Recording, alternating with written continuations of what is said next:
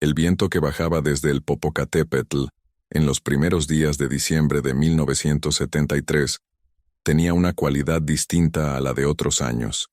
Los poblanos de a pie lo atribuían al frío seco que descendía por las laderas volcánicas y se colaba entre las calles empedradas del centro histórico, silbando en los arcos de los portales, agitando los toldos de los puestos de mercado, metiéndose sin permiso por las ventanas mal selladas de las vecindades. Pero había quienes, las señoras mayores que vendían chalupas en el mercado El Alto, los boleros que lustran zapatos bajo los soportales de la avenida Reforma, los sacristanes que abren las iglesias al amanecer, decían que ese viento no olía a azufre volcánico ni a tierra húmeda, olía a algo más antiguo, a algo cerrado. Nadie lo dijo en voz alta todavía. Nadie se atrevía. El convento de las Siervas de la Purísima Concepción ocupaba una manzana casi completa en la calle 9 Norte, a 3 cuadras de la catedral. Era un edificio del siglo XVII, con muros de cantera rosa, que el tiempo había oscurecido hasta volverlos casi negros en las esquinas, donde el musgo y la humedad se acumulaban desde hace generaciones. Tenía 2 torres campanarias asimétricas, una más alta que la otra, como si el arquitecto original hubiera muerto antes de terminar la segunda, y un portón de madera labrada tan pesado que se necesitaban 2 manos fuertes y un empuje decidido para abrirlo. Detrás de ese portón vivían, oraban, cosían y envejecían 17 mujeres consagradas, mujeres que habían entregado sus nombres al mundo y tomado otros nuevos, nombres de santas, de virtudes, de misterios. La Madre Superiora se llamaba Sor Consuelo de la Pasión. Tenía 64 años, manos artríticas que igual sostenían el rosario con firmeza, y una voz grave que no levantaba para regañar porque nunca necesitaba hacerlo. Las demás hermanas la obedecían no por miedo, sino por algo más parecido al respeto que una hija siente por una madre que ha demostrado, con el tiempo, que casi siempre tiene razón, casi siempre. Porque Sor Consuelo había cometido un error. Uno solo. Pero fue suficiente. Había confiado en el padre Esteban Carranza Montiel. Si le pides a quien vivió en Puebla en aquellos años que describa al padre Carranza, la mayoría sonríe antes de hablar. No es una sonrisa de afecto. Es la sonrisa involuntaria que aparece cuando recordamos algo que debimos haber visto venir, algo que estaba frente a nosotros y elegimos no mirar. El padre Esteban tenía 51 años en diciembre de 1973. Era alto, de complexión robusta, con el cabello negro peinado hacia atrás con brillantina, una costumbre que muchos jóvenes ya habían abandonado pero que él mantenía como señal de orden y autoridad. Tenía manos grandes, manos de campesino, aunque había nacido en Cholula en una familia de comerciantes. Usaba una sotana siempre limpia, bien planchada, y hablaba con una cadencia pausada que hacía que sus palabras parecieran más pensadas de lo que realmente eran. Era el capellán del convento desde hacía 9 años. Confesaba a las hermanas todos los jueves. Decía misa los domingos y los días de guardar. Resolvía los trámites administrativos que la clausura impedía a las monjas gestionar directamente, los pagos al ayuntamiento, las compras de materiales para el taller de bordado que era la principal fuente de ingresos de la comunidad, los permisos eclesiásticos que venían del obispado. Era, en términos prácticos, el intermediario entre el convento y el mundo exterior. Y eso le daba un poder que nadie, en aquel entonces, llamó por su nombre. La primera señal llegó en la segunda semana de noviembre, cuando Sor Remedios de la Misericordia, la hermana más joven del convento, 23 años, originaria de Tehuacán, con una risa fácil que contrastaba con la solemnidad del lugar, no se presentó al rezo de laudes. Era las 6 de la mañana. El cielo afuera todavía estaba negro, y el frío dentro del claustro era tan penetrante que el aliento de las hermanas se volvía vapor visible mientras cantaban los salmos. La ausencia de Sor Remedios no era un escándalo todavía. Podía estar enferma, podía haber dormido mal, podía estar en el baño, pero Sor Consuelo la notó. Notó el espacio vacío en la fila, El silencio donde debía haber una voz joven. Después de laudes, mandó a Sor Esperanza a buscarla. Sor Esperanza la encontró en su celda, sentada en el borde del catre con los ojos abiertos y fijos en la pared. No lloraba, no hablaba, miraba. «Hermana», dijo Sor Esperanza tocándole el hombro. «¿Estás bien?» Sor Remedios tardó varios segundos en responder. Cuando lo hizo, su voz sonó diferente, más plana, como si alguien hubiera sacado algo de dentro de ella y dejado el recipiente vacío. «Sí», dijo. «Estoy bien». No lo estaba. Antes de continuar con lo que ocurrió después, quiero pedirte algo. Si estás viendo este video y estas historias te generan algo, intriga, escalofríos, esa sensación de que necesitas saber cómo termina, suscríbete al canal y déjame en los comentarios desde dónde estás viendo esto. ¿Estás en México? ¿En España? ¿En algún otro rincón del mundo hispanohablante donde el frío de diciembre también trae sus propios fantasmas? Me encanta saber que estas historias llegan lejos. Y ahora, sigamos. Sor Esperanza le informó a Sor Consuelo lo que había visto. La Madre Superiora escuchó en silencio, con las manos entrelazadas sobre el regazo, y luego preguntó algo que Sor Esperanza no esperaba. Pero esa tarde, cuando el padre Carranza llegó al convento para revisar unos documentos de la administración, Sor Consuelo lo recibió en la sala de visitas, una habitación pequeña dividida por una reja de hierro forjado, donde las monjas podían hablar con personas del exterior, y le preguntó, con esa voz grave suya que no necesitaba alzarse para imponerse. Era una sonrisa tranquila, condescendiente, del tipo que los hombres de su generación y su posición usaban cuando consideraban que una pregunta no merecía ser tomada en serio. La hermana Remedios es joven, Madre Consuelo. Las jóvenes a veces tienen melancolías. Ya se le pasará. Sor Consuelo lo miró durante un momento más largo de lo que habría sido educado. Luego asintió. Gracias, padre. Pero cuando el portón grande se cerró detrás de él y el sonido de sus pasos se perdió en el empedrado de la calle 9 Norte, Sor Consuelo se quedó sentada en la sala de visitas un poco más, sola, con la vista fija en la reja de hierro, pensando en la sonrisa, en el tono, en esa palabra, melancolías, pensando en cuántas veces, a lo largo de 9 años, había aceptado las explicaciones del padre Carranza sin cuestionarlas, y preguntándose, por primera vez, ¿por qué? Puebla en diciembre huele a ponche de frutas y a copal. Huele a los buñuelos que se fríen en aceite hirviendo en los puestos callejeros de la plazuela de los sapos, a las flores de Nochebuena que los vendedores ambulantes cargan en bultos enormes desde los viveros de San Andrés Cholula. La ciudad tiene una belleza barroca y densa, construida en capas sobre capas de historia. La prehispánica debajo, la colonial encima, la moderna añadida a los bordes como ropa nueva puesta sobre un cuerpo antiguo. Las iglesias son amarillas y blancas, adornadas con talavera, con cúpulas que brillan bajo el sol aunque el sol de diciembre sea pálido y oblicuo. Los zócalos y atrios huelen a tierra mojada y a velas. Pero hay otra Puebla, la que no aparece en las fotografías de turismo ni en las guías de la CEPE, que describen el patrimonio histórico de la ciudad. Es la Puebla de los rumores que circulan en los mercados, la de las historias que las madres cuentan a sus hijos para que no lleguen tarde a casa, la de los silencios que se instalan en ciertas calles y que los vecinos aprenden a respetar, sin saber exactamente por qué. Es una ciudad que sabe guardar secretos, que tiene práctica en eso. El convento de las siervas llevaba 3 siglos siendo parte de ese tejido silencioso. Y el padre Carranza llevaba 9 años aprendiendo sus costuras. Sor Remedios no mejoró.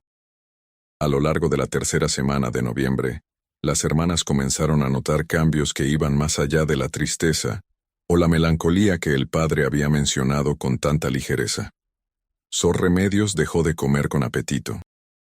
Participaba en los rezos colectivos, pero sus labios se movían un poco más tarde que los de las demás, como si sus pensamientos estuvieran en otro lugar y el cuerpo tuviera que funcionar solo, sin instrucciones claras. A veces, en el patio del claustro, donde un naranjo viejo crecía torcido hacia el sol, se la encontraba de pie mirando el árbol sin tocarlo, sin moverse, durante tanto tiempo que las otras hermanas sentían la incomodidad de no saber si dirigirle la palabra o dejarla tranquila. Sor Inés de la Trinidad, 47 años, originaria de Atlixco, bordadora experta de carácter directo y poco dado a los rodeos, fue la primera en nombrar lo que todas sentían. «Esa muchacha está asustada», le dijo a Sor Consuelo una tarde, mientras pelaban chiles en la cocina. «No está triste, está asustada». «Hay diferencia, madre». Sor Consuelo siguió pelando sin levantar la vista. «¿De qué tendría miedo?». Sor Inés dudó. Puso el chile sobre la tabla. Miró a la Madre Superiora con una expresión que mezclaba la incertidumbre con algo más firme, algo que llevaba días cocinándose adentro. «No lo sé», dijo, «pero voy a preguntarle». Lo que Sor Remedios le confesó a Sor Inés esa noche, en el pasillo oscuro que conectaba el dormitorio con la capilla interior, con la voz más baja que Sor Inés había escuchado en su vida, fue lo que comenzó a desenredar todo. No lo dijo de una vez. Lo dijo en pedazos, como quien tira migajas de pan en lugar de soltar la hogaza completa, porque incluso entre los muros del convento, incluso con una hermana de confianza, las palabras para ciertas cosas son difíciles de encontrar. O tal vez porque las había estado guardando tanto tiempo que ya no sabía bien cómo sacarlas. Le dijo que durante su última confesión con el padre Carranza, algo había pasado que no debía haber pasado. Le dijo que no era la primera vez. Le dijo que tenía miedo de que, si hablaba, nadie le creyera. Sor Inés la escuchó sin interrumpir. Sintió que el frío del pasillo se hacía más denso alrededor de ella, que el sonido de sus propias respiraciones llenaba el silencio de una manera diferente, más pesada. Cuando Sor Remedios terminó de hablar, o cuando dejó de poder hablar más por esa noche, Sor Inés le puso una mano en el brazo y le dijo 3 cosas. Primera, le creía. Segunda, no estaba sola. Tercera, esto no podía quedarse entre ellas dos. Lo que ninguna de las dos supo entonces era que el padre Carranza, que esa noche se había quedado más tarde de lo habitual en la sacristía, revisando unos libros de cuentas, había escuchado partes de la conversación desde el otro lado de la puerta del pasillo. Y que mientras caminaba de regreso a la parroquia de San Cristóbal, a 3 cuadras del convento, con el cuello de la sotana levantado contra el viento, ya estaba pensando en cómo contener lo que acababa de salirse de los límites que él había construido con tanto cuidado durante 9 años. El frío de diciembre siguió bajando del volcán. Y en el convento de las Siervas de la Purísima Concepción, la primera grieta, pequeña, casi invisible pero real, ya había aparecido en la superficie de todo aquello que el padre Carranza había prometido proteger. La mañana del lunes 3 de diciembre, Sor Consuelo convocó a Sor Inés a su celda. Era una habitación austera, con una cama estrecha, un crucifijo de madera sobre la cabecera, y una mesa donde la Madre Superiora guardaba los documentos del convento, los registros de gastos, las cartas del obispado, el inventario del taller de bordado. Había una ventana pequeña con vista al patio del claustro. Desde allí se veía el naranjo torcido. Sor Consuelo escuchó a Sor Inés durante 20 minutos sin interrumpirla. Luego se quedó en silencio durante otros 5. Sor Inés, que conocía a la Madre Superiora lo suficiente para saber que ese silencio no era vacío sino lleno de procesamiento, esperó. Finalmente, Sor Consuelo habló. ¿Sor Remedios está dispuesta a repetir lo que le dijo, con su propia voz, ante el obispo? Sor Inés tragó saliva. No lo sé, madre. Está muy asustada. Lo sé. Sor Consuelo miró por la ventana hacia el naranjo. Una pausa larga, medida. Voy a pedirle que lo haga de todas formas. ¿Y si no puede? Sor Consuelo se volvió a mirar a Sor Inés con esa expresión suya, que era imposible de leer completamente. Una mezcla de determinación y de algo que en otro contexto podría haberse llamado dolor. Entonces buscaremos a las otras. Sor Inés sintió que algo se movía dentro de ella, algo frío y pesado, como una piedra que lleva tiempo quieta en el fondo de un río, y de pronto se desplaza. ¿Las otras?, repitió. Sor Consuelo volvió la vista al naranjo. Sor Remedios dijo que no era la primera vez, dijo con calma. Lo que significa que hay una primera vez. Y si hay una primera vez, hay otras. Siempre las hay. El naranjo torcido se movió un poco con el viento que entraba por los arcos del claustro. Afuera, en la calle, alguien pasó tocando una trompeta de juguete, uno de esos vendedores ambulantes que anunciaban su mercancía con músicas improvisadas. El sonido llegó distorsionado por los muros gruesos, como viniendo de muy lejos, de otro tiempo. Sor Consuelo tenía razón. Siempre las hay. El padre Esteban Carranza Montiel había llegado al convento de las Siervas en el otoño de 1964, recomendado por el propio obispado de Puebla, como un sacerdote de probada vocación, buen historial administrativo y reconocida capacidad para manejar comunidades religiosas femeninas de clausura. La carta de presentación del obispado, que Sor Consuelo había guardado en su carpeta de documentos y que releería con diferente ojos muchos años después, lo describía como un hombre de sólida formación doctrinal, temperamento equilibrado y especial habilidad para guiar espiritualmente a las religiosas en sus crisis de fe. En la mañana del lunes 3 de diciembre de 1973, sentada frente a la ventana que daba al naranjo torcido, repitió esas palabras en su cabeza y sintió por primera vez el peso real de su significado, especial habilidad para guiar espiritualmente a las religiosas en sus crisis de fe. ¿Cuántos conventos habría visitado antes que el suyo? ¿Cuántas cartas similares habría generado? ¿Cuántos obispos habría convencido con esa sonrisa tranquila y esas manos de campesino, y esa sotana siempre bien planchada, de que era exactamente lo que decía ser? Sor Consuelo cerró los ojos. 9 años. 9 años había durado su error. Y ahora tenía que deshacerlo, sin escándalo público si era posible, porque el escándalo público destruiría también a las hermanas, cuyas vidas y cuya reputación estaban protegidas por esos muros. Pero sin silencio tampoco. Sin el silencio cómplice que había permitido que todo esto ocurriera. Era el dilema más viejo del mundo, disfrazado de sotana y cantera rosa y viento de diciembre. Y Sor Consuelo, con sus manos artríticas y sus 64 años, y su voz que no necesitaba alzarse, tendría que encontrar la manera de resolverlo, antes de que el padre Carranza encontrara la suya. Lo que nadie sabía todavía, ni Sor Consuelo, ni Sor Inés, ni la joven y silenciosa Sor Remedios, era que en el sótano del convento, debajo de la sacristía interior, había una sala que llevaba décadas sin abrirse. Una sala que el padre Carranza conocía. Y había visitado al menos 2 veces en los últimos meses, siempre de noche, siempre solo, siempre después de que las hermanas estuvieran en sus celdas. Una sala donde el padre había comenzado a preparar algo. Algo que en su mente ordenada y enferma llamaba la solución. Arturo Villanueva Peña tenía 32 años y trabajaba como reportero en el diario El Sol de Puebla desde hacía 6. Era un hombre flaco, de bigote entrecano, que lo hacía parecer mayor de lo que era, con la costumbre de llevar siempre una libreta de espiral en el bolsillo izquierdo de su saco y un bolígrafo Bic detrás de la oreja derecha. Cubría la fuente judicial y religiosa, lo que en Puebla de 1973 era más parecido de lo que la gente reconocía públicamente.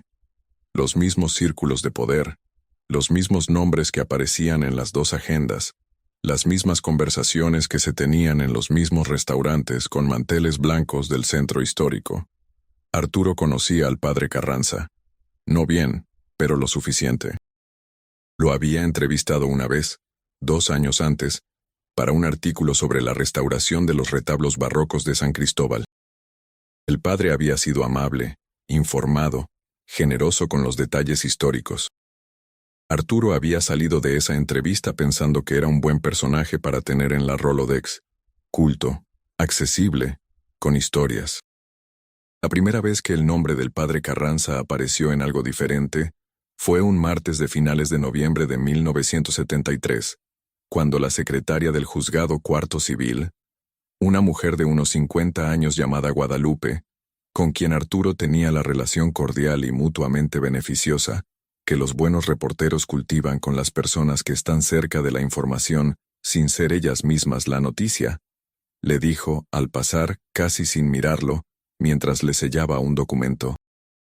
¿Usted no cubre lo de las iglesias? Entre otras cosas, dijo Arturo. ¿Y el convento de las siervas lo conoce? Arturo levantó la vista de su libreta.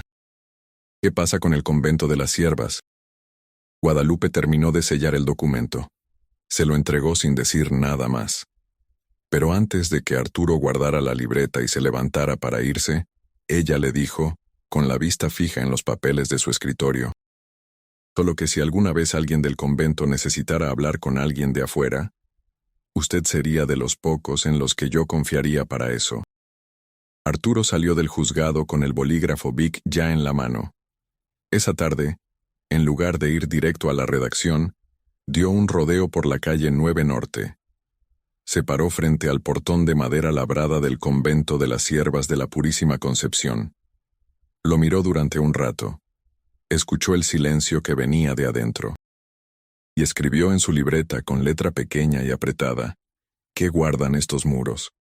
No sabía entonces que la respuesta a esa pregunta lo cambiaría para siempre, que lo haría perder el sueño durante meses, que lo llevaría a un lugar debajo de esos muros que ningún periodista, ningún feligrés, ningún funcionario del obispado había visto.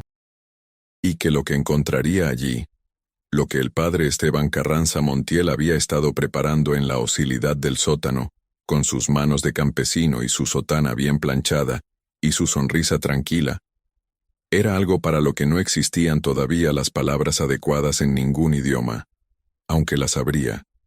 Cuando llegara el momento de contarlo, las habría. El jueves 6 de diciembre, día de confesiones en el convento, el padre Carranza llegó a las 10 de la mañana como siempre. Saludó a la hermana portera con la misma cortesía de siempre. Depositó su maletín negro junto a la puerta de la sacristía interior. Se puso la estola morada. Pero ese jueves, por primera vez en 9 años, Sor Remedios de la Misericordia no entró al confesionario.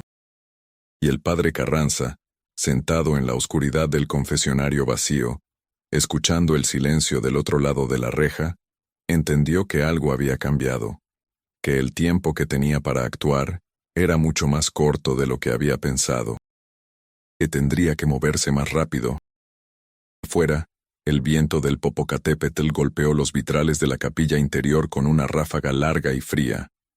Las llamas de los cirios se inclinaron todas hacia el mismo lado, y en el sótano del convento, debajo de donde el padre Carranza estaba sentado con su estola morada y sus manos de campesino apoyadas sobre las rodillas, la oscuridad esperaba, paciente, preparada, como él la había dejado. El viernes 7 de diciembre, amaneció con una niebla baja que se pegaba a los adoquines de las calles del centro histórico de Puebla, como si la ciudad hubiera decidido cubrirse a sí misma. Los vendedores de tamales que instalaban sus puestos frente a la catedral desde las 6 de la mañana, trabajaban entre volutas de vapor que salían de las ollas y se mezclaban con la neblina, creando esa atmósfera densa y húmeda que los poblanos llaman simplemente el frío de antes de las fiestas, y que los visitantes de fuera encuentran hermosa hasta que se les mete en los huesos y ya no pueden sacársela. Sor Consuelo no durmió esa noche. No fue por insomnio ordinario, no fue por los dolores de la artritis en los nudillos que a veces la despertaban. Fue porque pasó la noche sentada en su celda, con la lámpara de aceite encendida sobre la mesa, releyendo los documentos que había sacado de su carpeta administrativa, las cartas del obispado, los registros de gastos, el inventario del taller. Todo lo que el padre Carranza había gestionado durante 9 años, todo lo que había pasado por sus manos, todo lo que había firmado, sellado, entregado y recibido. Buscaba algo que no sabía exactamente qué era. Una inconsistencia. Un patrón. Una grieta en la fachada de normalidad que el padre había construido con tanta paciencia. Lo encontró cerca de las 3 de la mañana, en los registros de gastos del año anterior. Una partida pequeña, casi invisible entre los demás rubros. Materiales de mantenimiento para la sacristía interior. Cal, arena, tabique, cemento. Una cantidad modesta, del tipo que no llama la atención porque está dentro de lo que cualquier edificio colonial viejo necesita con regularidad. El proveedor era una ferretería de la calle 11 Sur, cuyos recibos estaban adjuntos, firmados por el padre Carranza como responsable de la compra. Nada extraordinario. Excepto que Sor Consuelo, que conocía cada rincón de su convento con la precisión de quien ha vivido 4 décadas en el mismo espacio, no recordaba ninguna obra de mantenimiento en la sacristía interior el año anterior. Ni el año anterior, ni el que le precedía. Se quedó mirando los recibos durante un largo rato. Luego fue a despertar a Sor Inés. Sor Inés tardó menos de lo que Sor Consuelo esperaba en estar de pie y completamente despierta. Las mujeres de convento desarrollan con los años una capacidad para el despertar inmediato que tiene algo de militar. El cuerpo entrenado por décadas de laudes a las 6 y maitines a medianoche responde antes de que la mente termine de procesar el estímulo. «¿Qué pasa, madre?», preguntó con la voz serena de quien ya sabe que si la Madre Superiora viene a despertarla a las 3 de la mañana, no es por nada trivial. Sor Consuelo le puso los recibos sobre la cama.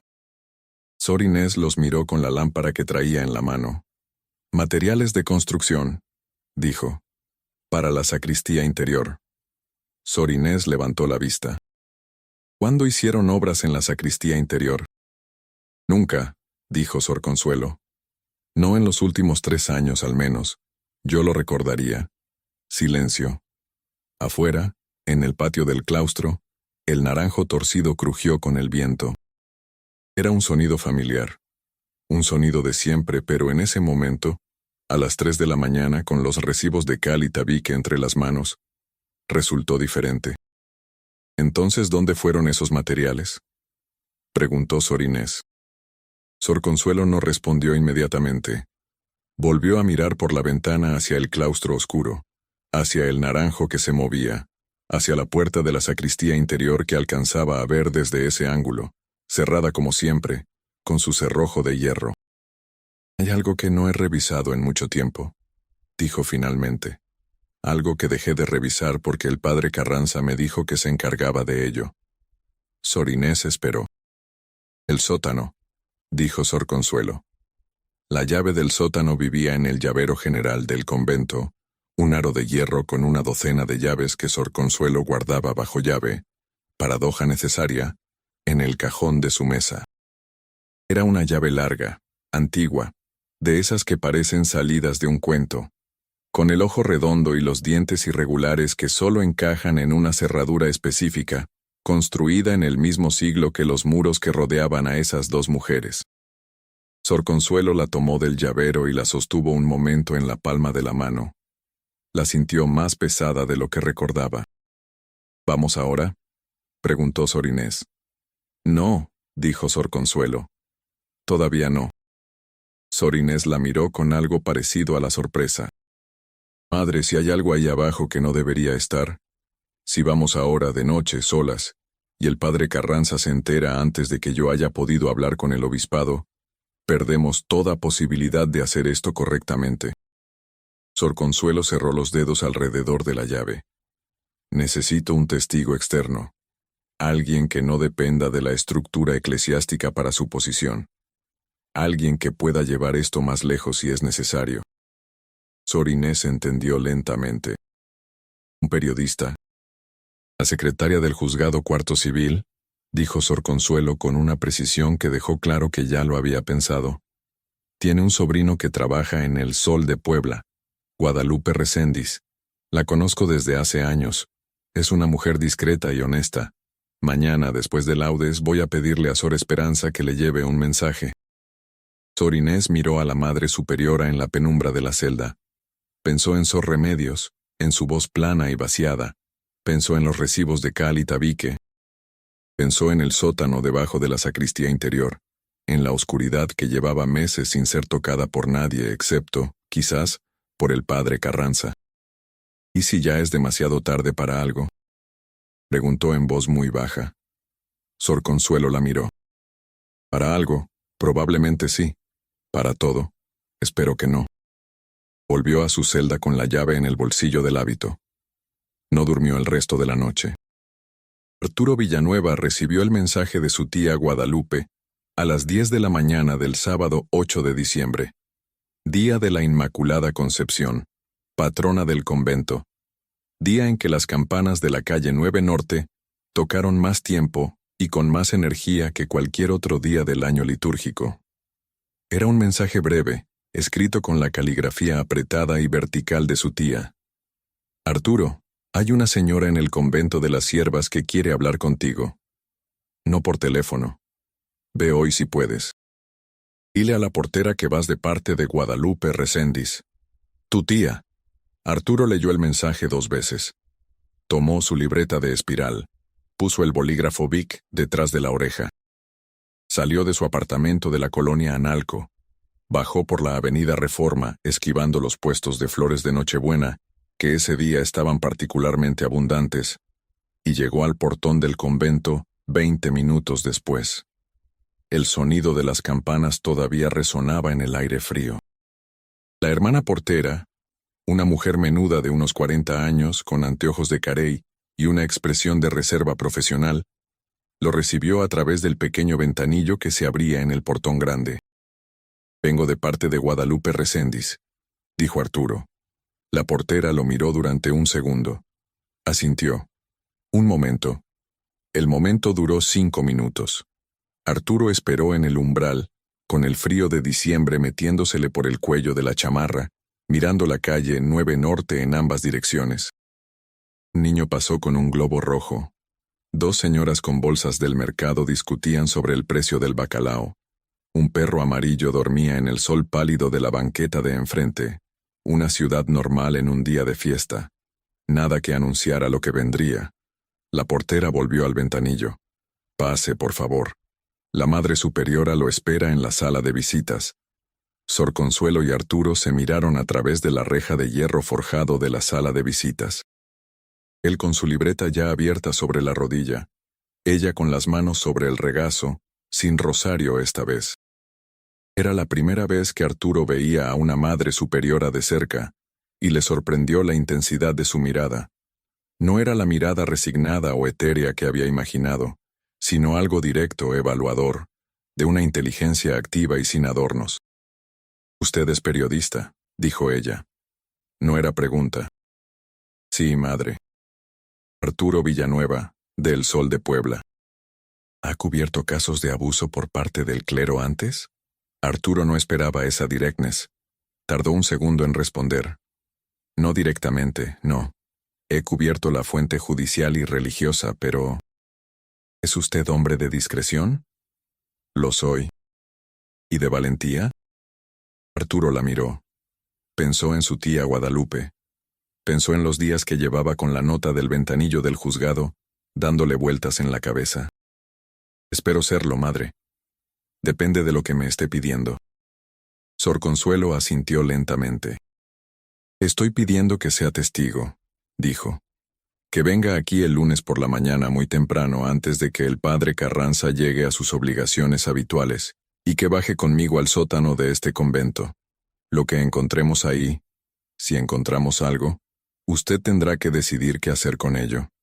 No se lo estoy entregando al periódico todavía. Se lo estoy entregando a usted como persona, para que juzgue. Arturo dejó de escribir en la libreta. ¿Por qué a mí específicamente? Porque mi amiga Guadalupe dice que es usted de los pocos en quienes confiaría para esto. Y yo confío en el juicio de Guadalupe. Silencio. Afuera, en la calle, alguien tocó una bocina. Las campanas del Día de la Inmaculada ya habían callado.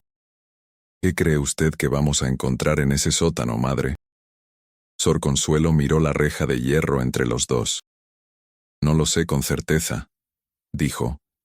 Pero llevo 2 noches sin dormir pensando en ello. Y cuando yo no duermo, generalmente hay una razón buena. Arturo cerró la libreta. El lunes a las 6 de la mañana, dijo. A las 5:30, corrigió Sor Consuelo. Antes de laudes. Antes de que cualquiera tenga razón para estar en este edificio además de nosotras. El domingo transcurrió con una lentitud que Arturo no había experimentado desde la infancia, cuando los domingos se extendían como continentes de tiempo muerto entre la misa matutina y la escuela del lunes. Ese domingo en particular tenía la textura del tiempo que precede a algo, del tiempo que sabe que es antesala y no puede disimularlo. Arturo pasó la mañana en su apartamento, hojeando los archivos de El Sol de Puebla que había traído de la redacción. Notas sobre el convento de las Siervas, sobre la diócesis de Puebla, sobre el padre Carranza. Encontró la entrevista que él mismo había escrito 2 años antes sobre los retablos de San Cristóbal. Releyó sus propias palabras describiendo al sacerdote, amable, culto, accesible. Sintió algo que no era exactamente vergüenza, pero que se le parecía. Por la tarde llamó a su tía Guadalupe. ¿Qué sabes de esto?, le preguntó sin dar demasiados detalles. Solo lo que me llegó de oídas, dijo su tía, con la voz cuidadosa de quien ha aprendido a medir lo que dice por teléfono. Que hay una situación delicada, que involucra al sacerdote, que la madre Consuelo necesitaba a alguien de afuera en quien confiar. ¿Cuánto tiempo lleva esto? Pausa. Arturo, lo que sí te puedo decir es que cuando algo llega a los oídos del juzgado cuarto civil, generalmente significa que lleva tiempo circulando por debajo. Mucho tiempo. Arturo colgó. Esa noche casi no durmió. Igual que Sor Consuelo, 2 cuadras más al norte, que pasó la noche con la llave del sótano en la palma de la mano, contando las horas hasta las 5:30. Igual que Sor Remedios, en su celda angosta, mirando el techo oscuro con esa mirada plana y vaciada que Sor Inés había reconocido tan claramente como miedo. Y quizás también, aunque nadie lo sabría hasta después, hasta que todo saliera a la luz y las versiones de cada uno se cotejaran y se confrontaran, igual que el padre Carranza, en su habitación de la parroquia de San Cristóbal, que también esa noche permaneció despierto. Pero él no contaba horas por miedo, las contaba por otra razón. Las contaba porque calculaba, porque el lunes era día de confesiones, y el lunes el padre Carranza tenía pensado hacer algo en el sótano del convento que no podía postergarse más. Y en ese cálculo, en ese conteo paralelo de las mismas horas, desde lados opuestos de la misma oscuridad, estaba el núcleo de todo lo que vendría. 2 relojes corriendo hacia el mismo punto. Solo uno de ellos llegaría primero. El frío del Popocatépetl bajó esa noche con más fuerza que ninguna anterior, y las calles de Puebla amanecieron con una escarcha fina sobre los adoquines, como si la ciudad entera hubiera decidido cubrirse de blanco antes de que llegara el momento de ver lo que había debajo. Las 5:20 de la mañana del lunes 10 de diciembre de 1973. Arturo Villanueva llegó a la puerta del convento con el cuello de la chamarra subido hasta las orejas y la libreta ya en el bolsillo. Tocó 3 veces con los nudillos en el portón grande, como le había indicado Sor Consuelo. Nadie respondió por el ventanillo esta vez. En cambio, escuchó el sonido de pasos rápidos y firmes acercándose desde adentro, el sonido metálico del cerrojo corriendo, y el portón se abrió lo suficiente para que una figura con hábito oscuro le hiciera una seña con la mano. Era Sor Inés. «Entre rápido», dijo en voz muy baja. El patio del claustro estaba sumido en la penumbra previa al amanecer. El naranjo torcido era apenas una silueta más oscura contra el cielo índigo. Arturo siguió a Sor Inés por el corredor techado que bordeaba el patio, pasando frente a puertas cerradas, por un pasillo que olía a piedra vieja y a cera de velas, hasta llegar a una sala pequeña donde Sor Consuelo los esperaba de pie. La Madre Superiora tenía en la mano la lámpara de aceite y la llave larga de hierro. Los miró a los dos. Asintió una vez. «Vamos», dijo. La puerta de la sacristía interior estaba al fondo del corredor. Sor Consuelo la abrió con otra llave del aro. Entraron a una sala de techos bajos con armarios de madera oscura, donde se guardaban los ornamentos litúrgicos, los cálices, las patenas envueltas en tela. Olía a incienso acumulado durante décadas, un olor tan denso que parecía sólido. Al fondo de la sacristía, detrás de uno de los armarios grandes, había una puerta. Arturo no la habría encontrado solo. Estaba parcialmente oculta por el armario, y su marco había sido pintado del mismo color que la pared circundante. Una decisión que en otro contexto podría haberse atribuido a la estética, pero que en este momento, en este lugar, a estas horas, se presentaba con una intención diferente y más siniestra. Sor Consuelo puso la llave larga en la cerradura. Giró. La puerta se abrió hacia adentro. Un olor subió desde la oscuridad de abajo. No era un olor a muerte, no todavía, no exactamente. Era un olor a tierra y a cal húmeda y a algo más que Arturo no supo nombrar en ese momento, pero que reconocería después, en sueños, durante meses. El olor del aire que ha estado encerrado demasiado tiempo. El olor de algo que no debía estar sellado. Sor Consuelo levantó la lámpara. Los peldaños de piedra bajaban en espiral, gastados en el centro por siglos de pisadas, desapareciendo en la oscuridad. ¿Están listos?, preguntó. Sor Inés apretó los labios. Asintió. Arturo miró las escaleras. Pensó en la pregunta que Sor Consuelo le había hecho a través de la reja. ¿Es usted hombre de valentía? Puso el pie en el primer peldaño. Vamos, dijo. Y la lámpara de aceite, que Sor Consuelo sostenía delante de ellos, proyectó sus 3 sombras contra la pared curva de la escalera en espiral, largas, distorsionadas, moviéndose juntas hacia lo que los esperaba abajo. Hacia lo que el padre Esteban Carranza Montiel había estado construyendo en la oscuridad, mientras el viento del Popocatépetl soplaba sobre la ciudad, y las campanas tocaban, y la cantera rosa de los muros guardaba todos los secretos que se le habían confiado durante 300 años. Bajaron. Lo que encontraron al pie de las escaleras no fue lo que ninguno de los 3 esperaba. Esperaban oscuridad total. Encontraron una lámpara de queroseno encendida, colgada de un gancho en la pared, que alguien había dejado prendida recientemente. La mecha estaba alta, la luz era constante, lo cual significaba que el aceite no llevaba mucho tiempo quemándose. Alguien había estado allí antes que ellos esa mañana. La sala era rectangular, con muros de piedra del mismo siglo que el resto del convento. El piso era de tierra apisonada.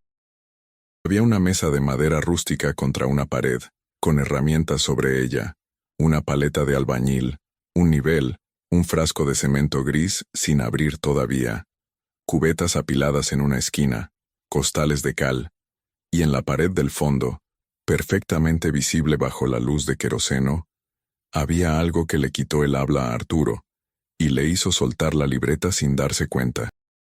Una sección de la pared era diferente al resto. No en color. El padre Carranza había tenido el cuidado de igualar el acabado, sino en textura.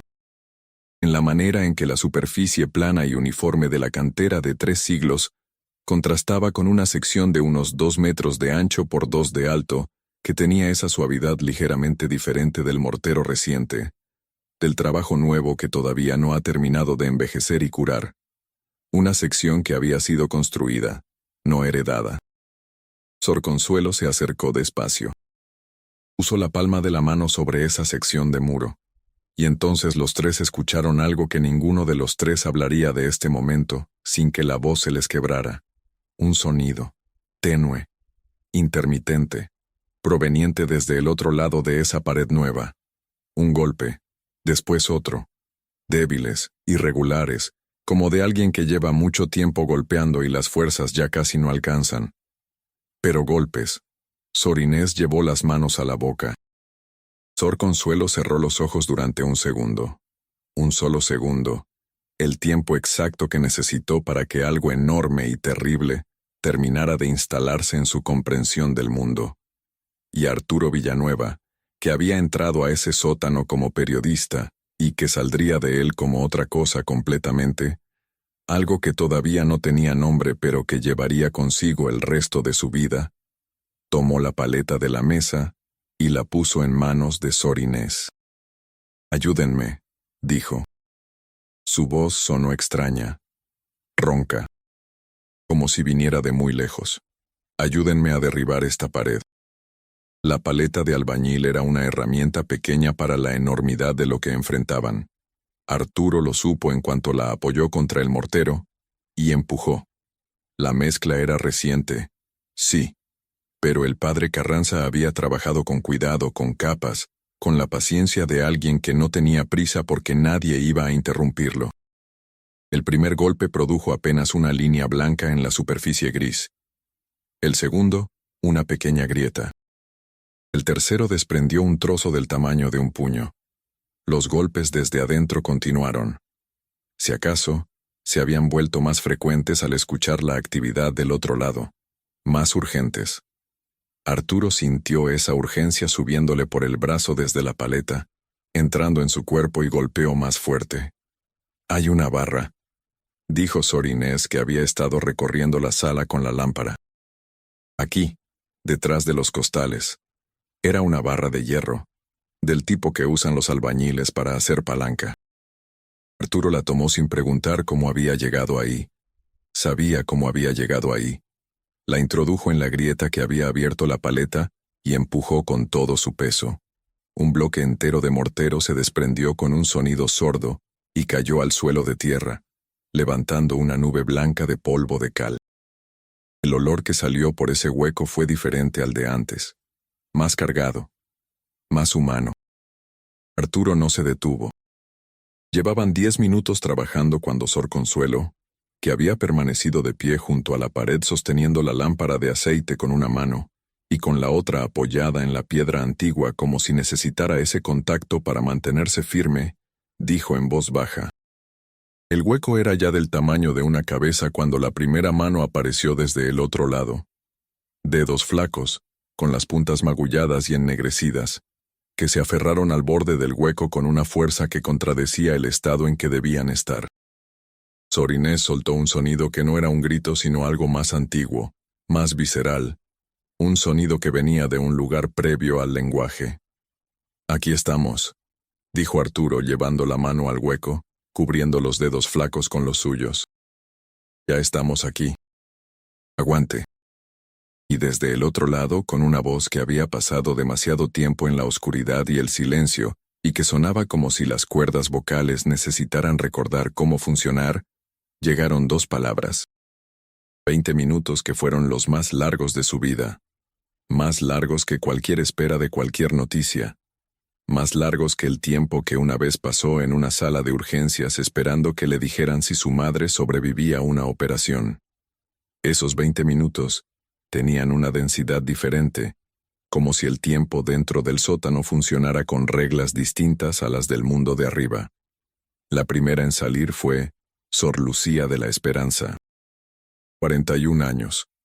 Originaria de Huauchinango, la hermana encargada de la biblioteca del convento. Arturo no la conocía. No sabía su nombre todavía.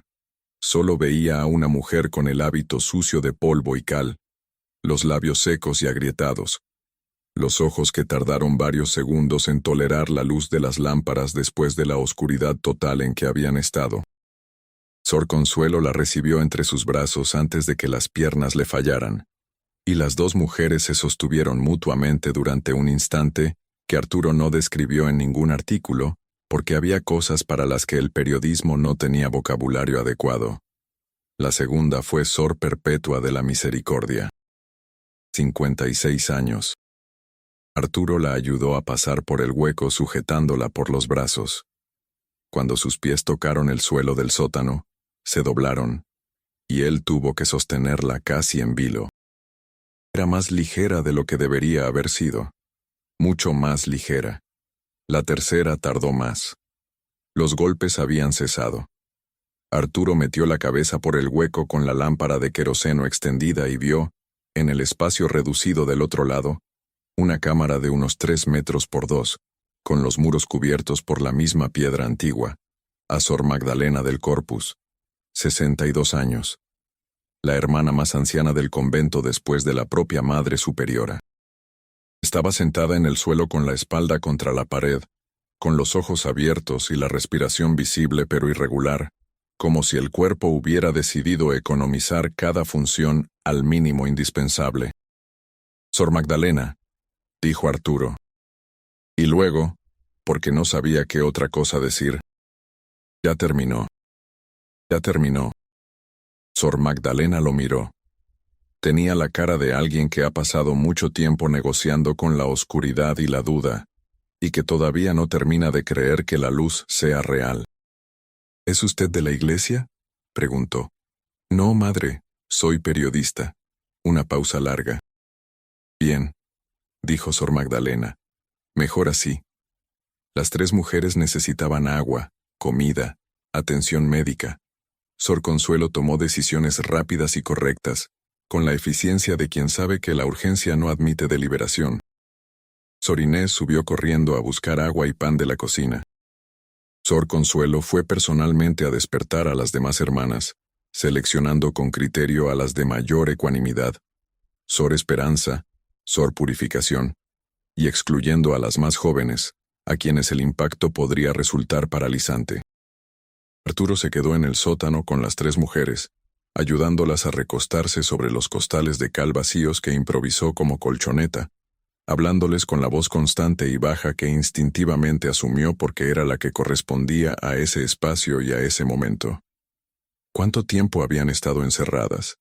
Sor Lucía, que era la más lúcida de las tres, hizo el recuento con los ojos cerrados, contando hacia atrás desde el último recuerdo claro que tenía. «Desde el miércoles», dijo.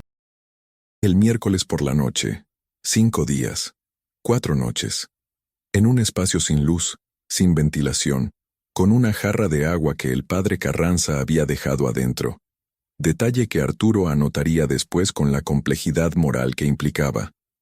La jarra sugería que el padre no había pretendido matarlas rápidamente, que había calculado el tiempo suficiente para hacer algo antes de que murieran, lo cual era más perturbador que la ausencia de la jarra, y sin comida. «¿Por qué?», preguntó Arturo, aunque sabía que era demasiado pronto y demasiado directo, y que posiblemente no era el momento correcto para preguntar nada. Pero Sor Lucía respondió. Quizás porque llevar esa respuesta adentro durante 5 días en la oscuridad la hacía imposible de retener un momento más. «Fuimos a ver al obispo», dijo. «Las 3. El martes por la tarde. Pedimos una audiencia urgente para hablar de lo que el padre Carranza había hecho con algunas de las hermanas más jóvenes. El obispo nos recibió. Escuchó. Y esa misma noche el padre Carranza supo lo que habíamos dicho. Arturo dejó de escribir. ¿El obispo le avisó?». Sor Lucía abrió los ojos. Lo miró con una expresión que mezcla la confirmación con algo que iba más allá de la amargura. ¿Quién más? El nombre del obispo era Monseñor Clemente Arroyo Fuentes, 68 años, 20 años en la diócesis de Puebla. Un hombre que en los círculos eclesiásticos era descrito como conservador pero pragmático, lo que en el vocabulario real de esos círculos significaba que sabía cuándo proteger a la Iglesia por encima de cualquier otra consideración y que tenía la experiencia suficiente para hacerlo con elegancia. El padre Carranza y el obispo Arroyo se conocían desde el seminario. Habían crecido en la misma generación clerical, compartido los mismos códigos, las mismas lealtades, la misma comprensión tácita de que ciertas cosas se gestionaban internamente porque el escándalo público era el verdadero enemigo, mucho más peligroso que cualquier pecado particular. Arturo lo fue entendiendo mientras Sor Lucía hablaba, mientras los pedazos encajaban, mientras el sótano del convento de las Siervas de la Purísima Concepción se iba convirtiendo en el mapa de una corrupción que no era solo individual, sino estructural, tejida en las mismas fibras del sistema que debía haberla impedido. El padre Carranza no actuaba solo, no en el sentido de que tuviera cómplices activos, personas que ayudaran o participaran, sino en el sentido más terrible. Actuaba protegido. Actuaba en el entendimiento, consciente o inconsciente, de que los mecanismos de accountability que deberían haberlo detenido estaban configurados exactamente para no detenerlo. Y 3 mujeres lo habían descubierto, y habían ido al lugar equivocado a reportarlo. Y ahora estaban en un sótano. Sor Inés volvió con agua y pan y 2 velas adicionales. Detrás de ella venía Sor Esperanza, que al ver el estado de las 3 hermanas se llevó la mano al pecho y exhaló el nombre de Dios tan bajito que casi no se escuchó, como un suspiro más que como una palabra. Mientras Sor Esperanza y Sor Inés atendían a las 3 mujeres, Sor Consuelo tomó a Arturo del brazo y lo llevó al pie de la escalera de caracol, alejado lo suficiente para hablar sin ser escuchado por las demás. «Necesita irse ahora», le dijo en voz baja, «antes de que el padre llegue. Y necesita traer a la policía».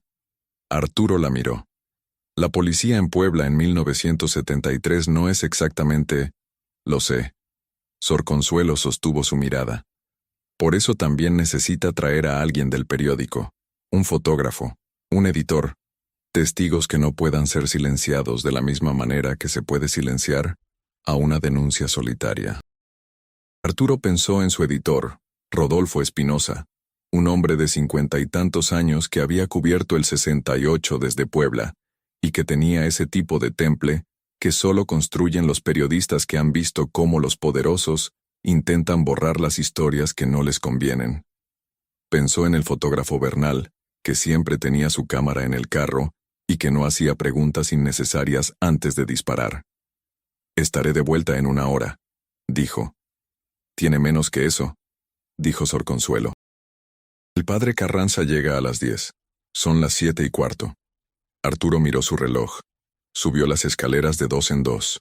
Cruzó el patio del claustro en el amanecer frío, bajo el naranjo torcido que en la luz temprana de diciembre tenía un color entre dorado y verde, que en cualquier otro contexto habría sido hermoso. Salió por el portón grande que Sor Inés había dejado sin seguro. Caminó rápido por la calle 9 Norte hacia la avenida Reforma. Y mientras caminaba, sin dejar de caminar, sacó la libreta del bolsillo y escribió con letra irregular lo que Sor Lucía le había dicho. El obispo les avisó. 4 palabras, que cambiaban todo. Rodolfo Espinosa atendió el teléfono al segundo timbrazo, lo cual indicaba que llevaba rato despierto. Arturo habló rápido y en clave, usando el tipo de lenguaje indirecto que los periodistas de su generación habían desarrollado por instinto cuando querían discutir algo que no debía circular antes de estar publicado. «Necesito que vengas al convento de la calle 9 Norte. Trae a Bernal, trae tu credencial y la de él, y trae el contacto que tienes en la Procuraduría del Estado, ese licenciado Guerrero del que me hablaste el año pasado». Silencio al otro lado de la línea. Rodolfo procesando. «¿Qué tan grande es esto?», preguntó. Arturo miró la calle. Miró la ciudad que empezaba a llenarse de sus ruidos habituales, los camiones de basura, los vendedores ambulantes, las campanadas de media hora de la catedral. «No lo sé todavía», dijo, «pero creo que es de los que no sueltan». Rodolfo colgó sin más preguntas. Arturo llamó después a Bernal, que como siempre atendió con la voz borrosa del que acaba de despertar, pero que se espabiló en 30 segundos cuando escuchó las palabras «convento» y «sótano» y «ahora mismo». Pensó en el padre Carranza llegando a las 10 con su maletín negro y su estola morada, y sus manos de campesino. Pensó en Sor Lucía diciendo, «¿Quién más?», con esa expresión que no era sorpresa sino confirmación de algo que en el fondo ya sabía, que ya habían sabido todas desde el principio, pero que habían elegido no nombrar porque nombrar ciertas cosas te obliga a actuar en consecuencia, y actuar en consecuencia tiene un costo que no siempre se siente capaz de pagar. Hasta que no hay otra opción. Volvió a caminar hacia el convento. El padre Carranza llegó a las 9:45, no a las 10, 15 minutos antes de su hora habitual. Arturo lo vio llegar desde el portal de la casa de enfrente donde él y Bernal esperaban. Con Bernal apoyado en la pared y la cámara colgada al cuello, sin disparar todavía. Rodolfo había llegado 20 minutos antes y había entrado al convento para estar con Sor Consuelo. El licenciado Guerrero de la Procuraduría estaba en camino. El padre Carranza caminaba con su paso habitual, uniforme, sin apresuramiento visible. Llevaba el maletín negro, la sotana bien planchada, el cabello peinado hacia atrás con brillantina.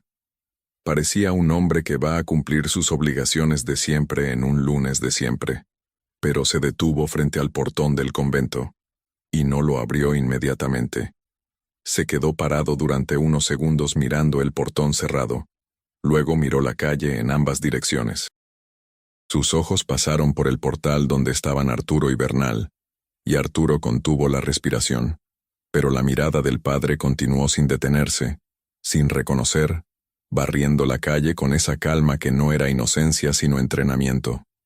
Luego el padre Carranza puso la mano en el portón, y Arturo salió del portal.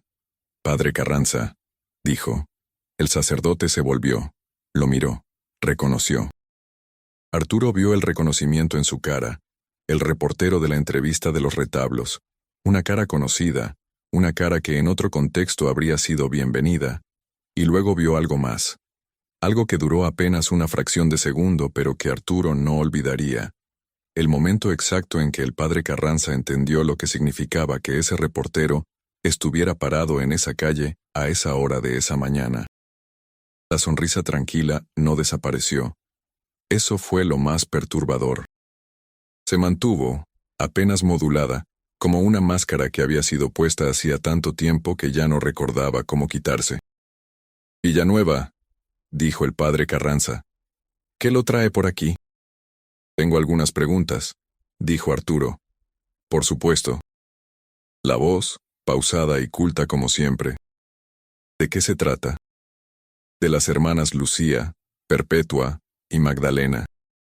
La sonrisa no varió, los ojos tampoco, pero las manos del padre Carranza, que sostenían el maletín negro a un costado, se tensaron ligeramente, un movimiento pequeño, casi imperceptible. Arturo lo vio porque estaba mirando exactamente ahí. «No entiendo a qué se refiere», dijo el padre. Y en ese momento el portón del convento se abrió desde adentro, y en el umbral apareció Sor Consuelo, con Rodolfo Espinosa a su lado, y detrás de ellos, apoyándose en el marco de la puerta, porque las piernas todavía no le respondían del todo bien, pero con los ojos completamente despejados y la voz recuperada, Sor Lucía de la Esperanza. El padre Carranza y Sor Lucía se miraron a través del umbral del portón del convento de las Siervas de la Purísima Concepción. Era una mañana fría de diciembre, en Puebla de Zaragoza. En algún lugar cercano, alguien freía churros, y el olor del aceite caliente llegó hasta la calle 9 Norte mezclado con el frío. Las campanas de la catedral tocaban las 10 menos cuarto. Un tranvía pasó por la avenida paralela con ese sonido de rieles que en los años 70 todavía era parte del tejido sonoro de la ciudad. La ciudad seguía siendo normal, y en el umbral del portón, entre el mundo de adentro y el mundo de afuera, la sonrisa del padre Carranza finalmente se movió. No desapareció, se transformó en algo diferente, algo más pequeño, más tenso. Como una expresión que había ensayado para este momento y que en el momento real no estaba funcionando exactamente como la había planeado. «Hermana Lucía», dijo. «Padre Carranza», respondió ella. 2 palabras. Con toda la historia de 9 años adentro. Bernal disparó la primera fotografía. El flash iluminó la calle 9 Norte con una luz blanca y breve, como un relámpago sin tormenta. Y el padre Carranza parpadeó ante esa luz, y en ese parpadeo, en ese instante de exposición involuntaria, Arturo Villanueva vio por primera vez al hombre real que había detrás de la sotana y la brillantina, y las manos de campesino. Y lo que vio no era monstruo. Era algo más perturbador que un monstruo. Era un hombre que sabía exactamente lo que había hecho, y que hasta ese instante había creído, con una certeza absoluta construida sobre décadas de impunidad estructural y complicidad institucional, que nadie jamás iba a poder probarlo. Un hombre que estaba descubriendo en tiempo real que se había equivocado. El frío del Popocatépetl bajó un último golpe por las calles adoquinadas. Y en el sótano del convento de las Siervas, debajo de donde todo esto ocurría, el hueco en la pared recién construida permanecía abierto, con sus bordes irregulares de mortero blanco, como una boca que finalmente había podido decir lo que llevaba días intentando decir. Y lo que había dicho no podía desdecirse. Ya no. El licenciado Guerrero de la Procuraduría del Estado llegó a las 10:17. Era un hombre de unos 45 años, delgado con bigote recortado y un traje gris que había sido bueno hace algunos años y que ahora llevaba el desgaste honesto de quien lo usa todos los días porque es el único que tiene. Se llamaba Marcos Guerrero Ibáñez, y era de los pocos funcionarios de la Procuraduría que Rodolfo Espinosa consideraba incorruptible, no por idealismo, sino por carácter. Era un hombre que encontraba el deshonor genuinamente insoportable a nivel visceral, como otros encuentran insoportable el olor a podredumbre. Rodolfo lo había conocido durante la cobertura de un caso de fraude inmobiliario en 1969, y desde entonces habían mantenido esa relación extraña y útil que los periodistas y los fiscales honestos desarrollan en las ciudades pequeñas. No eran amigos exactamente, pero se respetaban con la especificidad de quienes saben que el otro hace su trabajo sin trampa. Guerrero llegó solo, sin uniforme, en su propio carro, un Volkswagen sedán verde oscuro que estacionó sobre la banqueta de la calle 9 Norte con la indiferencia del que sabe que nadie le va a poner un volante. Rodolfo lo esperaba en la entrada del convento y le habló en voz baja durante 3 minutos. Guerrero escuchó sin interrumpir, con las manos metidas en los bolsillos del saco y la vista fija en el suelo adoquinado. Cuando Rodolfo terminó, Guerrero levantó la vista. ¿Están vivas las 3? Preguntó. Sí. ¿Pueden declarar? Sor Lucía y Sor Perpetua sí. Sor Magdalena necesita atención médica primero. ¿El sacerdote? Rodolfo señaló con la cabeza hacia el interior del convento. Adentro. Sor Consuelo le pidió que esperara en la sala de visitas. Entró. No sé por qué entró, pero entró. Guerrero asintió lentamente. A veces entran porque creen que todavía pueden controlar la situación desde adentro, dijo. Que si se quedan cerca del problema pueden manejar la narrativa. Es un error de cálculo que cometen los que llevan mucho tiempo sin rendirle cuentas a nadie. Luego entró al convento. Lo que ocurrió en la sala de visitas del convento de las Siervas durante la siguiente hora fue descrito por 3 personas distintas en 3 momentos distintos, y las 3 versiones coinciden en lo esencial, aunque difieren en los detalles que cada quien eligió recordar. El padre Carranza estaba sentado al otro lado de la reja de hierro forjado, en la silla de madera, donde normalmente se sentaban los visitantes externos, con el maletín negro sobre las rodillas y las manos apoyadas encima del maletín. Cuando el licenciado Guerrero entró y se sentó del lado interior de la reja, el lado de las monjas, el lado de adentro, el padre Carranza lo miró con la misma calma de siempre, pero era una calma diferente ahora, reducida, como una llama que sigue ardiendo pero en un espacio más pequeño. ¿Es usted de la Procuraduría?, preguntó el padre. Sí. ¿Tiene una orden? Todavía no. Pero la tendré antes del mediodía. Guerrero apoyó los codos sobre la mesa angosta que separaba los 2 lados de la reja. En este momento solo quiero hablar. No tengo nada que decir sin un abogado presente. Eso es su derecho, dijo Guerrero. Absolutamente. Pero le voy a hacer una observación antes de que decidamos cómo proceder. Hay 3 religiosas que estuvieron encerradas en el sótano de este edificio durante 5 días. Hay un muro recién construido con materiales comprados con fondos del convento que usted administraba. Hay un periodista que bajó a ese sótano esta mañana y que tiene una libreta con notas y un fotógrafo que tiene un rollo con imágenes. y hay una madre superiora que lleva 2 semanas documentando irregularidades administrativas que vinculan directamente su gestión con ese sótano. Pausa. Lo que yo quiero saber no es si usted lo hizo. Eso ya lo sabemos. Lo que quiero saber es si hay alguien más. Si actuó solo o si actuó con el conocimiento de terceros en posiciones de autoridad. El padre Carranza miró la reja durante un momento. Luego miró sus propias manos. ¿Qué diferencia hace eso para mi situación? Toda la diferencia del mundo, dijo Guerrero. Para la suya y para la de otros. El padre Carranza no respondió inmediatamente. Afuera, en el patio del claustro, el naranjo torcido se movía con el viento de diciembre, y su sombra se proyectaba contra los arcos del corredor, con esa geometría irregular y cambiante que tienen las sombras de los árboles viejos. Adentro, en la sala de visitas, el silencio se extendió durante tanto tiempo que Guerrero comenzó a pensar que el sacerdote había decidido no decir nada más.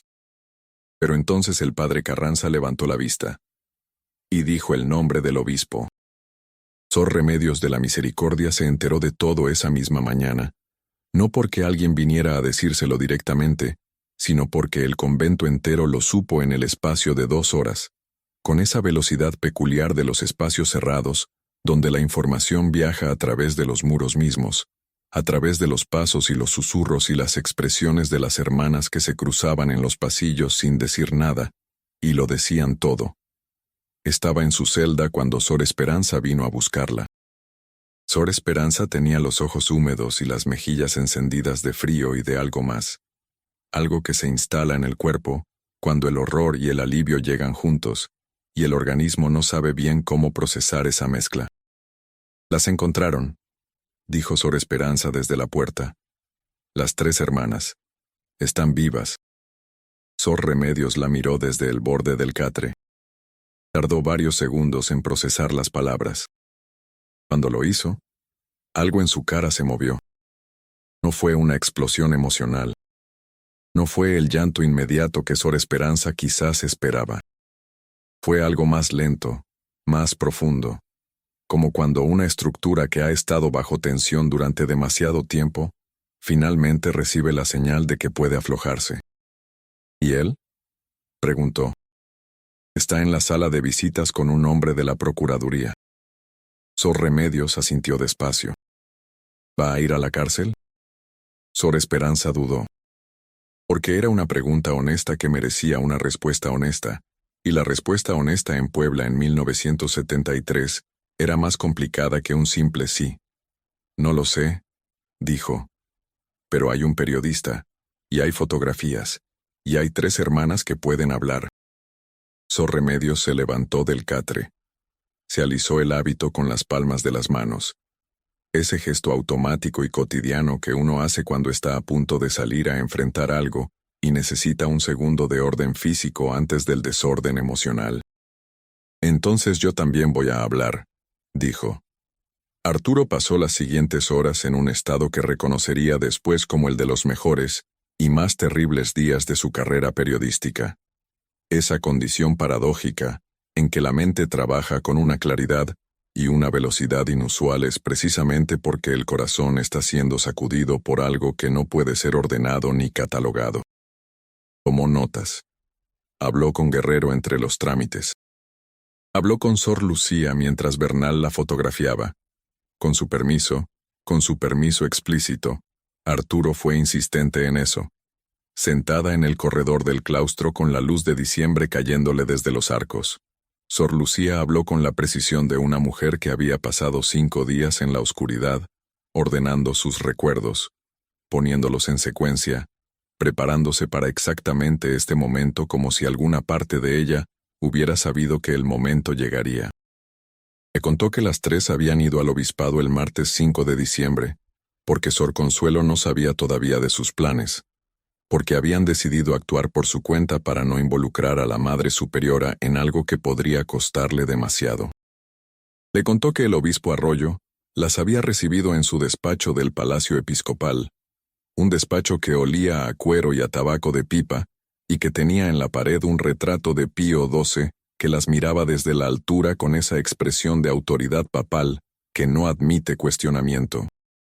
Le contó que el obispo había escuchado lo que tenían que decir sin interrumpirlas, con las manos juntas sobre el escritorio, y la expresión de quien está acostumbrado a recibir información difícil y a procesarla sin reacción visible.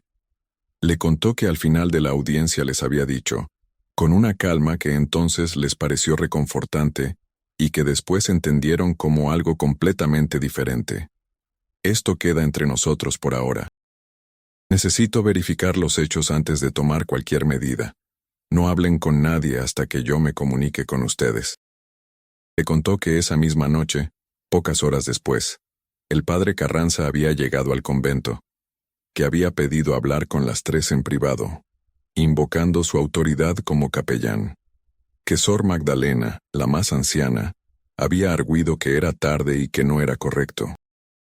El padre Carranza había insistido con esa calma suya, esa calma que durante 9 años había funcionado como llave maestra de todas las puertas del convento, que Sor Magdalena había cedido, que habían bajado al sótano porque el padre dijo que necesitaba mostrarles algo relacionado con un problema estructural que requería su atención.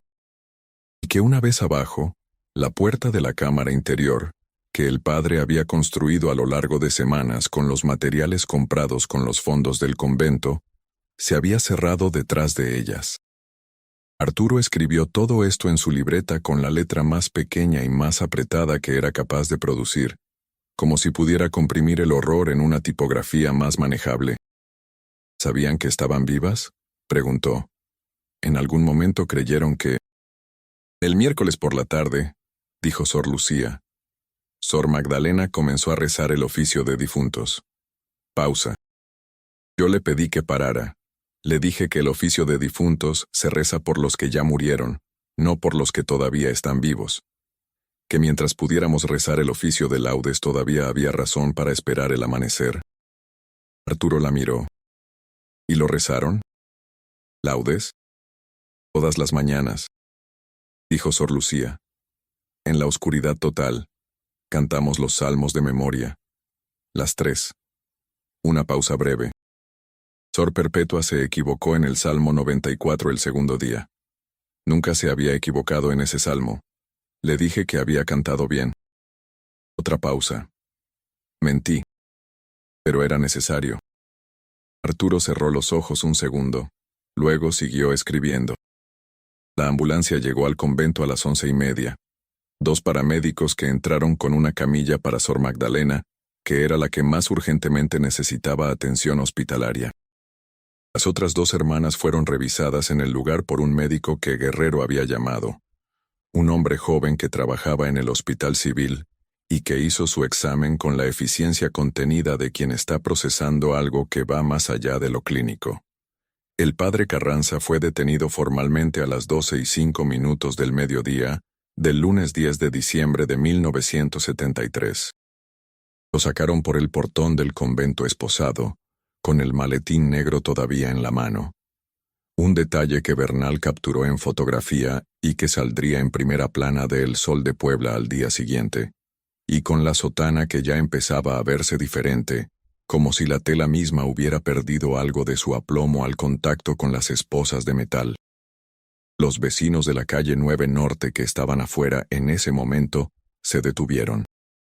El vendedor de globos que pasaba por ahí se quedó quieto con sus globos de colores flotando sobre él, como una decoración absurda en el contexto de lo que ocurría. Una señora mayor que barría la banqueta de enfrente dejó de barrer y se quedó mirando con esa expresión específica de quien está viendo algo, que confirma algo que llevaba tiempo sospechando, pero que nunca quiso articular completamente. Nadie dijo nada. La ciudad absorbió el momento en silencio. Así suelen hacerlo las ciudades con los secretos que por fin salen a la luz. No con escándalo inmediato, sino con ese silencio denso y significativo, que es en realidad el sonido de mucha gente reordenando su comprensión del mundo al mismo tiempo. Sor Consuelo se quedó en el umbral del portón hasta que el carro de la Procuraduría desapareció al final de la calle. Luego volvió adentro. Cruzó el patio del claustro. Se sentó en el banco de piedra que estaba junto al naranjo torcido, el mismo naranjo que había mirado durante 4 décadas desde distintas ventanas, y por primera vez en mucho tiempo no hizo nada. No rezó. No planificó. No tomó decisiones. Solo se quedó sentada en el frío de diciembre con las manos artríticas en el regazo y los ojos abiertos mirando el árbol. Arturo la vio desde el corredor y no se acercó. Había aprendido esa mañana, entre muchas cosas, cuando un periodista debe guardar su libreta. Fue Sor Remedios quien se acercó a Sor Consuelo. Se sentó a su lado en el banco de piedra sin decir nada. Y Sor Consuelo, que no había llorado en ningún momento de esa larga mañana, que había mantenido la compostura con una firmeza que Arturo había admirado y que las demás hermanas habían necesitado como necesitan los marineros ver la costa, apoyó la cabeza en el hombro de la hermana más joven. Lloró. No con violencia. Con esa quietud específica del llanto que ha esperado demasiado y que cuando llega lo hace con dignidad, sin estridencia, como el agua que encuentra finalmente la grieta que buscaba. Sor Remedios no dijo nada. Puso la mano sobre la de Sor Consuelo, y el naranjo torcido siguió moviéndose con el viento. Y las campanas de la catedral, a 3 cuadras, tocaron el mediodía. Y Puebla de Zaragoza siguió siendo la ciudad que siempre había sido. Barroca y densa y hermosa y llena de capas, construida sobre capas, con sus secretos y sus silencios, y sus muros de cantera rosa que guardan todo lo que se les confía. Excepto que ahora, debajo de uno de esos muros, había un hueco. Y ese hueco no iba a cerrarse. El artículo de Arturo Villanueva salió en El Sol de Puebla el martes 11 de diciembre de 1973. Ocupó las 3 primeras páginas. La fotografía de Bernal, el padre Carranza saliendo esposado por el portón del convento, con los globos del vendedor ambulante visibles en el borde del encuadre, ese detalle accidental que convertía la imagen en algo entre el testimonio y la alegoría, se convirtió en una de las fotografías periodísticas más reproducidas en la historia de la prensa poblana. El obispo Arroyo no fue detenido ese año, ni el siguiente. La diócesis de Puebla emitió un comunicado expresando consternación y prometiendo cooperar plenamente con las autoridades. El licenciado Guerrero pasó los siguientes 8 meses construyendo el caso contra el padre Carranza, con la meticulosidad de quien sabe que los poderosos caen más difícilmente que los ordinarios, y que cada pieza del expediente debe ser impenetrable. El padre Carranza fue sentenciado en septiembre de 1974. La sala del juzgado estaba llena el día del fallo. Sor Lucía, Sor Perpetua y Sor Remedios declararon. Sor Magdalena, cuya salud no se recuperó del todo, envió una declaración escrita que el juez leyó en voz alta en la sala. Sor Consuelo no declaró como testigo porque técnicamente no había presenciado directamente ninguno de los hechos, pero estuvo presente en la sala durante toda la lectura del fallo, sentada en la segunda fila con las manos artríticas sobre el regazo, con esa expresión suya imposible de leer completamente. Cuando el juez pronunció la sentencia, Sor Consuelo no reaccionó visiblemente, ni alivio ni satisfacción ni ninguna de las emociones que la gente de afuera esperaba ver. Solo asintió una vez, con la misma inclinación de cabeza que usaba para confirmar que había escuchado lo que le decían. Arturo, que estaba en la sala tomando notas, la vio desde el otro lado del pasillo, y recordó lo que ella le había dicho aquella primera mañana a través de la reja de hierro. Para algo, probablemente sí. Para todo, espero que no. La justicia que llegó no fue completa. Nunca lo es. El obispo Arroyo murió en 1979, sin haber sido procesado formalmente, aunque el escándalo había terminado con su carrera eclesiástica 2 años antes. Las hermanas que habían sufrido directamente los abusos del padre Carranza cargaron con esa historia de maneras distintas. Algunas encontraron con el tiempo algo parecido a la paz, otras no. Otras simplemente siguieron viviendo, porque vivir es lo que se hace cuando no hay alternativa mejor. Sor Remedios dejó el convento en 1976. no dejó la fe. Solo decidió que podía ejercerla en otro lugar, con menos muros alrededor. Se fue a Tehuacán, su ciudad natal, y trabajó durante 30 años en una escuela primaria de la que eventualmente se convirtió en directora. Tuvo una vida que fue, por lo que se sabe, más plena que la que habría tenido de otro modo. Sor Consuelo murió en el convento en 1981, a los 72 años, con las manos artríticas cruzadas sobre el pecho y el llavero de hierro con todas las llaves sobre la mesa de su celda. Sor Inés la encontró en la mañana, y dijo después que parecía que simplemente había dejado de necesitar seguir aquí, con la serenidad específica de quien ha terminado lo que vino a hacer. El convento de las Siervas de la Purísima Concepción sigue en pie en la calle 9 Norte de Puebla de Zaragoza. La cantera de sus muros ha seguido oscureciéndose con los años. El naranjo torcido del claustro fue talado en 1985, cuando un dictamen arquitectónico determinó que las raíces amenazaban los cimientos. Las hermanas plantaron otro, más joven, en el mismo lugar. El sótano fue clausurado oficialmente por la Procuraduría durante el proceso judicial y luego cementado de manera permanente en 1975. El hueco en la pared fue fotografiado, documentado, medido y luego cerrado. Pero la forma de ese hueco, con sus bordes irregulares de mortero blanco, quedó en las fotografías del expediente judicial. Quedó en el rollo de Bernal, que donó sus negativos al Archivo del Estado de Puebla en 1990. Quedó en la libreta de espiral de Arturo Villanueva, que se conserva en la Biblioteca La Fragua de la misma ciudad, dentro de una caja de cartón con su nombre escrito en marcador negro.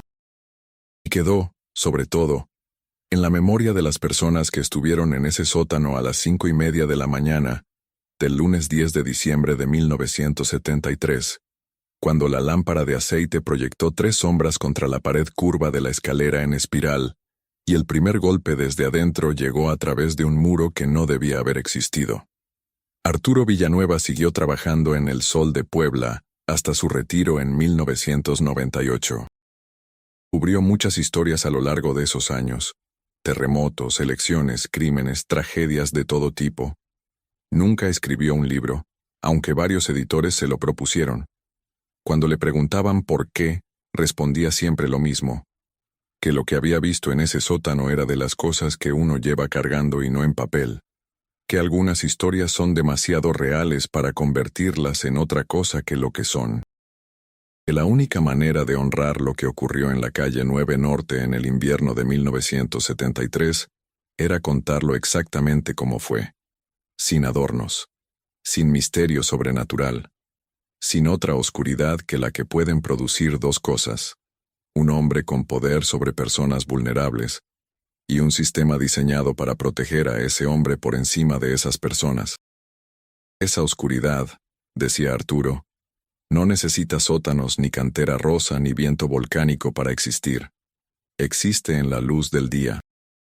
En las salas de los palacios episcopales que huelen a cuero y tabaco de pipa. En las firmas al pie de las cartas de recomendación. En las sonrisas tranquilas de los hombres que llevan demasiado tiempo sin rendirle cuentas a nadie. Esa es la única oscuridad que importa, la única que debería quitarnos el sueño. Y lo hace. Todavía lo hace.